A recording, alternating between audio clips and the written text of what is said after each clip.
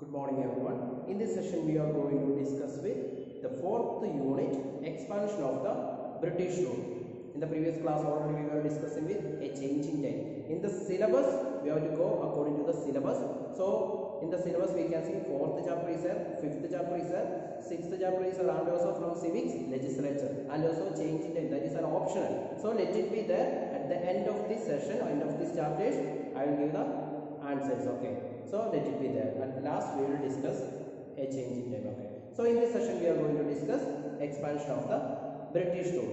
So first let us see the in focus. What are things that we want to study, learn in this chapter. Okay, first one, trade wars in India, then advent of English East India Company, then battle of Plassey and Buxar, then policy of British expansion, and last dual government.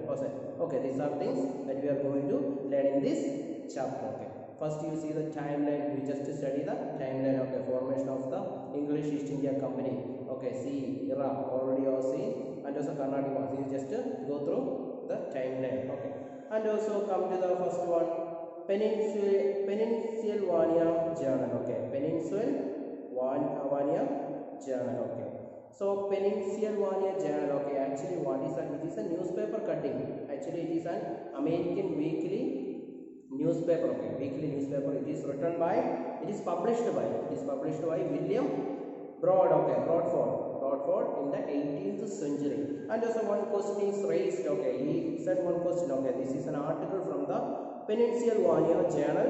Read it carefully and answer the question. Okay, why does the writer feel that the British power will be curtailed? Curtailed means just like a restricted or reduced. That we know that. Why? We just read that one. We just go through the newspaper cuttings. Okay, actually in common I can say that because of the cruel activity of the Britishers. We can I think from the news cuttings we can take some of the part.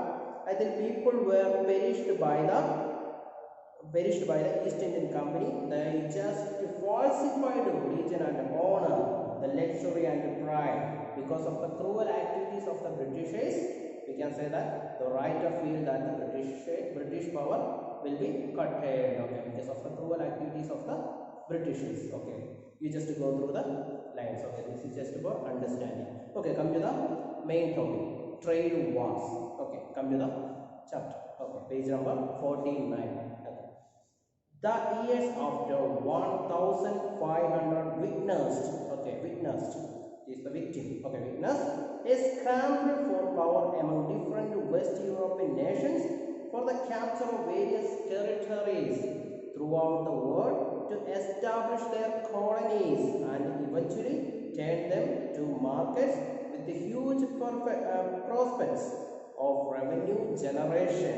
It was for this very purpose that the Portuguese, British, the Dutch and the French came to India.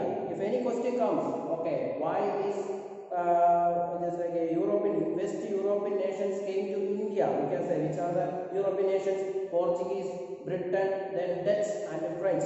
Why they came to India? In short, we can say that they wanted to establish their colonies. Okay, who want to establish their colonies? Portuguese, British, Dutch and French. Okay, they wanted to establish their colonies and markets. See, I think under markets with the huge prospects of revenue generation. With the purpose they came to India. Who all came to India? You can say Portuguese, British and the Dutch and French. They came to India. Only just understand, they wanted to establish their colonies for trade, and so they want to establish their markets with the huge prospects of revenue generation. That's why they came to India. That's all. So come to the next one, the Portuguese. Okay, what happened in Portuguese? See, taking cue from Vasco da Gama. Taking cue means already Vasco da Gama. About Vasco da Gama, we have already studied about Vasco da Gama. Vasco da Gama is a traveler. He found the new sea routes. Okay, he wandered everywhere. Okay, that's only taking cue from Vasco da Gama. The Portuguese traders reached the Malabar coast in South India. Cochin, Goa, Daman and Diu were some of the places where they established their settlements. And so with the help of Vasco da Gama, they started their traveling to south. Okay, south. Malabar coast in south. And also which are the places they reached? Cochin, Goa, Daman, Diu. And also they established their settlements there. Okay, with the help of who? Vasco da Gama. Okay, because he is a traveler. Okay, that's it. Okay. Next, come to the next one. The Portuguese conquered Diu. Conquered means controlled Diu in, you just underline, 1509 CE, C means Common Era, and Goa in 1510 CE. With the Viceroy, who is that Viceroy? With Alfonso de Albuquerque, okay, as the Viceroy, okay. Who was that Viceroy? With Alfonso de Albuquerque, okay. Shortly afterwards what happened? They captured, okay. So in shortly they captured Calicut, that is in Kerala. These are the southern part, okay, southern part of India, okay. Calicut, besides establishing control over Hooghly. Hooghly is in West Bengal, okay. Hooghly and Chittagong in the east, okay. So due to their superior armed ships. Due to their superior armed ship means what? Superior means it's like a powerful, because they are armed power, okay, superior power, okay, powerful. And the navigational skills, it's like about in the routes, no? They know all the route maps because with the help of Vasco da Gama, okay. And also with the navigational skills, it's like seeing the sea routes and so on, no? That's it. Skills, disciplined soldiers, these are the qualities of Portuguese, okay. Disciplined soldiers and able administrators, okay. These are the qualities of Portuguese. And what is the possibility, what is the benefit? The Portuguese were able to establish their hold initially. Okay, already you have seen, due to their superior armed force or armed ships. Then we can say navigational skills. Then we can say disciplined soldiers. And last we can say able administration. With this, they were able to establish their hold initially. And after that, what happened? After that, subsequently means afterwards, what happened? However, most of their Indian possessions were taken over by the Dutch and the British. Already they have everything, but after that, what happened? Subsequently, later it taken over by the Dutch and the British. Okay, that's about Portuguese. Already you have seen Vasco da Gama. With the help of Vasco da Gama, they started their journey, and also they conquered the Diu 1509, and also Goa in 1510. Just underline, okay. And also Alfonso de Albuquerque, and also the Viceroy, okay, and also rest of things we just studied already. So come to the next one, the Dutch. Okay, trading centers of Dutch were set up at Surat, Ahmedabad, Baru, Nagapattinam, and Masulipattnam. And also the trading centers of Dutch. That means people hailing means coming from, which are like Holland or the Netherlands. And also the Dutch, the trade centers of Dutch were set up. Set up means established. Which are the places? Surat, Ahmedabad, then Baru, Nagapattinam, and Masulipattnam. Okay, these are the places they established. Okay, these are the places they established their trading centers. Okay, who?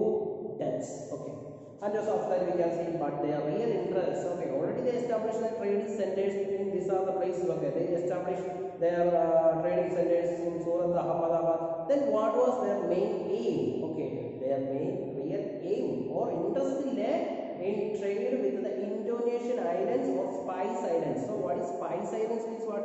Spice means what? Already you have studied spice. Spice means it's like a pepper, coffee, and also spices. Okay, so they were very much interested in spices. Okay, that's only their real interest lay in trade with the Indonesian islands or Spice Islands. So Indonesia also there are a lot of spices will be there, and also southern part. As in India also there is a lot of spices. Okay, that's only they are very much interested in these Spice Islands. Okay. Then come to the next one. They were engaged in a profitable spice. Already in the previous class, I think in the changing time you already seen. Just like from India, they will take things in a less price, and also from there they will sell it in a high price. That's the difference. Okay. So they were engaged in a profitable price. They need the profit. Okay. So trade with the countries of the Far East. They were defeated by the British. So after that, what happened? The Dutch, they were defeated by the British, who took control of their Indian possessions, and also they came to India to control, and also they wanted to they came to India for making trade with the India. So at last what happened? They were defeated by the British, who took control of their Indian possessions, controlled by the middle of the 18th century. At last what happened? The Dutch were defeated by the Britishers. Okay, so nothing can be remained. So come to the next one, the French. Already we have completed the Portuguese and the Dutch. So come to the French. What are the French? Okay. In India, the early French settlements included in which are the places? Pondicherry, Chandranagore, we can say, then Mahi and Karaikal. And also we can say in 1668, the first French factory was established at Surat. If any question comes, the first factory was established at where? Surat in 1668. And after that what happened? In the middle of the 18th century, when Dupleix was appointed, okay, in the 18th century, when Dupleix was appointed, what was the main aim of the Dupleix? We can say that he wanted to establish a French empire in India. So what happened? That brought him in direct conflict with the Britishers. So what is that? This led to the Anglo-French War. If any question comes, why Dupleix was appointed as a governor? There is a one ambition. His ambition. What was his ambition? His ambition is to establish a French empire in India that brought a direct conflict with the Britishers. Okay, that's about French. Okay, already you have got some idea about French. Already you have seen the French settlements: Pondicherry, Chandranagore, then Mahi and Karaikal. And also we have seen the first factory, the first French factory was established at Surat in 1668. Okay, that's about it. Okay. So come to the next one, the British. Okay. The English East India Company was formed in 1600 as a joint stock company by a group of merchants. And also when it is formed, the English East India Company, we can say that it is formed in 1600. Okay, as a joint stock company by a group of merchants. Okay, with the help of merchants, it formed what? The English East India Company in 1600. Then what happened? A charter from Queen Elizabeth granted them the right to carry on trade with the East. And so who granted the permission? That is Queen Elizabeth. And also what was that permission? To, I think, right to carry on trade with the East. So that was the permission which was given by Queen Elizabeth. Okay. So again I am saying, what was the permission? Just like it is a right to carry on trade with the East. Okay, then what happened? The English set up their first factory at Surat in 1612. Okay, so English set up their first factory at the Surat in 1612. Okay, so I think in the French we have already seen they started their first. Okay, they established their factory, the first French factory at Surat in 1668. Okay, should not make any difference. Okay, we just underline, study.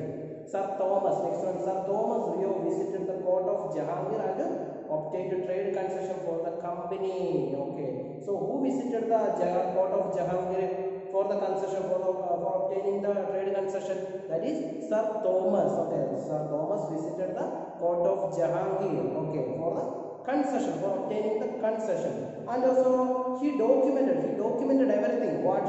He documented all the things. Okay, who documented? That is Sir Thomas. Okay, his efforts in a journal. And so one journal is published under the title. So what was the title of the journal? We can say Journal of the Mission to the Mughal Empire. Okay, so you just underline, that's the important. Okay. Although the Mughals granted them trading rights already the Mughals already they asked about the concession and also granting the permission, everything. So at last the Mughals granted the permission. Okay, all the rights, trading rights. They were not allowed to arm. And also what was there? They were not allowed to arm. Arm means should not use any weapons and fortify their factories. Okay, fortify means the factory became very strong and should not make any weapons, arms. Okay. And also throughout the 17th century, what happened? The might of the Mughal Empire made the English rely on the goodwill of the emperors. Okay. So what happened in the 17th throughout the 17th century? The might of the Mughal Empire made English rely means depend with the English, or just like we can see the rely on the goodwill of the emperors. Goodwill means we can say friendly or cooperating with the Englishes. Okay. And with the emperors also we can say, rather than on conquest. Okay, rather than controlling. Okay, so they made English. So then what happened? Later the English also established trading centers at Madras, and also they established their trading centers at Madras. Okay, now Chennai, already you know Chennai in southern part. Okay. So Bombay, now in Mumbai, and Fort William in Kolkata.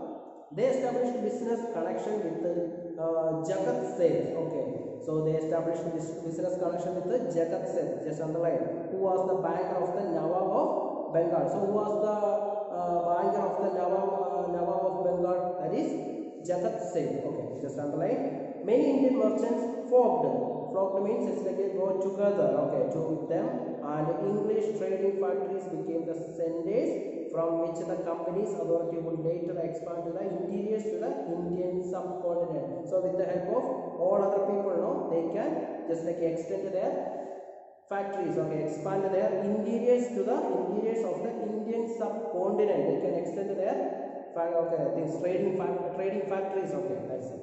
Okay. The trade yield means already provide, okay, just like they produce what are enormous profits. Enormous means lot of profits with the trade, okay. Okay, profits, and the company became very rich. This company became very rich because it is very profitable. Okay, the temptation grew for the English East India Company to gain superiority over rival companies by political conquest. And also they just like English, just like they have the temptation. What was the temptation? To grew for the English East India Company to gain superiority. That was the temptation. What was the temptation? To gain superiority over the rival companies. Rival means opposite companies of the rival companies by political conquest. Conquest means controlling. By political conquest, they want to be a superior. Who want to be a superior? That is English East India Company. They want to be a superior. Okay, so they want to just rival. Okay, just like a superior over the rival companies. Okay, by political conquest. Among the various European companies, the French East India Company became major rival to British expansion. So among the various European companies, the French East India Company became a major rival. Rival means it's like a opposite. Okay, opposite to British expansion. Big, just like a what is that? Just like a opposition, or just like opposite. Enemy, no enemy. That we can say rival means enemy. Okay. After 1757, English East India Company was politically active. How it became politically active?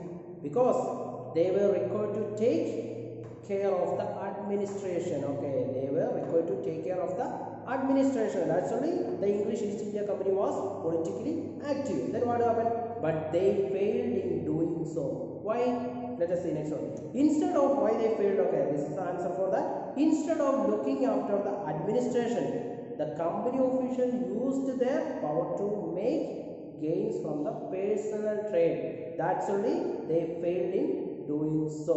Okay, already first we have seen the East India Company was politically active because they were required to get the take care of the administration, but they were failed because it has already, because instead of looking after the administration, the company official, they give more importance to personal trade. And so what happened then?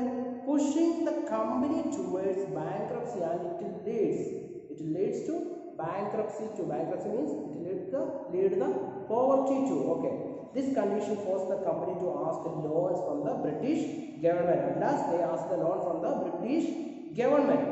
This gave an opportunity to the British government to manage company affairs. So this is an opportunity for the British government. So let's watch what happened. Gradually what happened, the English East India Company, which was trading organization, was taken over by the government of the British Crown. Okay, it is because of their just like a personal interest, okay, personal trade. Okay, it led the government, okay, it led just like the control was taken over by the government of the British Council. This happened after the revolt of 1857 through the Government of India Act 1858. Okay, with this I am going to wind up this session. If you have any doubt regarding this, you just say. Okay, so thank you.